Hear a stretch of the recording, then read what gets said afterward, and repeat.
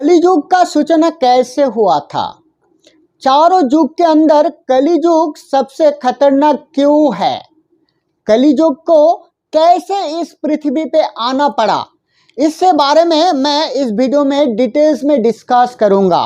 तो जो कलियुग के बारे में डिटेल्स जानकारी चाहते हो वो वीडियो को लास्ट तक जरूर देखिए। पुराण में 4 युग का वर्णन किया गया था, सत्य, त्रेता, द्वापर और कली। इसके अंदर कलियुग सबसे अभिशप्त ये माना जाता है दोस्तों। तो कलियुग को इस पृथ्वी पे आना पड़ा। महान गणितज्ञ आर्यभट्ट, उनका जो पुस्तक आर्यभट्टम में वर्णना किया है कि जब वो 23 वर्ष का था तब कलियुग का 3600 वर्ष यानी कि 3600 वर्ष चल रहा था। आंकड़े के अनुसार आर्यभट्ट के जन्म 476 ईसा में जन्म हुआ था। गणना के अनुसार कलियुग का जन्म 3102 ईसा पूर्वाब्द में हुआ था, जब महाराज युधिष्ठिर अपने राज्यपाट परीक्षित को समर्पण करके महाप्रयाण हेतु पांडव और द्रौपदी के साथ हिमालय के ओर यात्रा कर रहा था। तब पृथ्वी रूपी गाय और धर्म रूपी बैल आके सरस्वती नदी के किनारे बैठ के दोनों ने बातचीत कर रहा था। गाय रूपी पृथ्वी के नयन आंसुओं से भरे थे और इससे कारण जब बैल रूपी धर्म ने उसे पूछा तो गाय रूपी पृथ्वी ने कहा कि पहले इस धरती के ऊपर श्री कृष्ण था। धर्म, पवित्रता, न्याय, सौंदर्य का प्रतीक श्री कृष्ण था। तब जब इस पृथ्वी पे कोई भी अन्याय होता तो श्री कृष्ण ने उसका प्रतिकार करता था और उसका जो चरण है मेरा ऊपर पड़ता था, इसलिए मैं धन्य था। लेकिन अब श्री कृष्ण हमें छोड़ के जा रहा, तो अब जब अन्याय होंगे श्री कृष्ण का पैर भी नहीं पड़ेंगे और धर्म का न्याय भी प्रतिष्ठा नहीं होंगे और इससे क्या होंगे, कलियुग मेरा ऊपर कब्जा कर लेंगे। इसलिए मेरा नयन आंसुओं से भर रहा था। जब ये दोनों का बातचीत चल रहा था तब कलियुग राक्षस के रूप धारण करके वहीं पे आके गाय और बैल को मारने लगा। और इस समय में परीक्षित वहां से गुजर रहा था। परीक्षित राक्षस को, वो 2 निरीह प्राणी को प्रहार करते हुए देखकर बहुत क्षिप्त हो गया। क्रोधित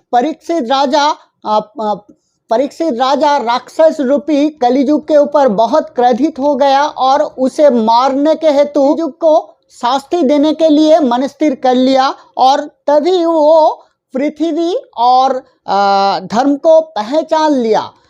जब परीक्षित कलियुग को मारने के लिए अपने तलवार निकाला तो परीक्षित का जो क्रोध वो देखकर कलियुग घबरा गया और अपना राक्षस रूप त्याग करके वो कलियुग के रूप धारण करके महाराज परीक्षित के पैर में आके गिर पड़ा और बोलने लगा, जे हे प्रभु मुझे क्षमा कर दीजिए, मुझे माफ़ कर दीजिए, मैं ऐसा व्यवहार कभी भी नहीं करूँगा। तो महाराज परीक्षित का मन इससे प्रसन्न हुआ और वो बोलने लगा, ठीक है तुम मेरे शरण में आए हो तो जो मेरे शरण में आता है मैं उसे ज़रूर रक्षा करता हूँ, क्योंकि आप अधर्म, अत्याचार, दुष्टता के प्रतीक है, इसलिए आप मेरा इस राज्य में आपको नहीं रहना होंगे, आपको मेरा राज्य त्याग करके बाहर कहीं चला जाना होंगे।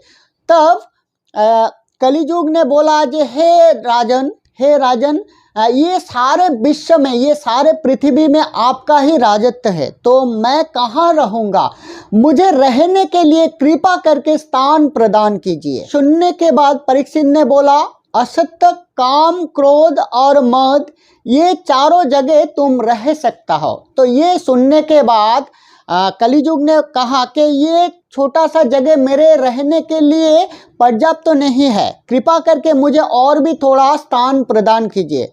तब राजन परीक्षित ने कहा, ठीक है तुम किसी भी शरण में रह सकता हो। तो ये सुनने के बाद कलियुग वहाँ